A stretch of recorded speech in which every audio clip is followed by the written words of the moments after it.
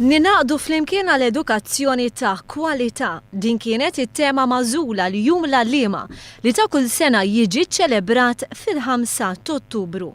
Kienet l-ewwel darba li l-Ministru għall-Edukazzjoni kien preżenti flimkien mal-President tal-MUT għad-diskors brabta ma' dan il-jum. Il-Ministru Evarist Bartolo esprima x-xewqa tiegħu li s-sena d-dieħla jingħaqad saħansitra Shadow Minister għall-Edukazzjoni sabiex verament il-ħidma favur edukazzjoni ta' kwalità tkun kollettiva.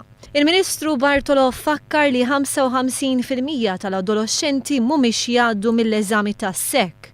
Fost oħrajn dan jindika li hemm bżonn investiment aktar maħsub, sillabi u kurrikoli li huma aktar relevanti għal ħajja, l-introduzzjoni ta' suġġetti vokazzjonali u metodi dixxiplinarji li jagħmlu aktar sens. Barra minn hekk il-Ministru Bartolo semma l-bżonn ta' kumitat li jindirizza xkiel edukattivi u burokratiċi.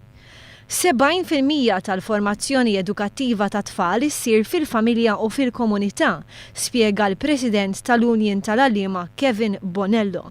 Għalhekk jeħtieġu aktar miżuri favur l-edukazzjoni informali. Appella wkoll biex il-kapijiet tal-iskejjel jingħataw aktar għajnuna biex jiffukaw inqas fuq kwistjonijiet burokratiċi u aktar fuq il-bżonnijiet partikolari tal-iskejjel li jirrappreżentaw. Il-Union kellha kliem ta' tifħir għal mod kif il-Gvern qed jippromovi r-rwol tal-edukaturi fis-soċjetà.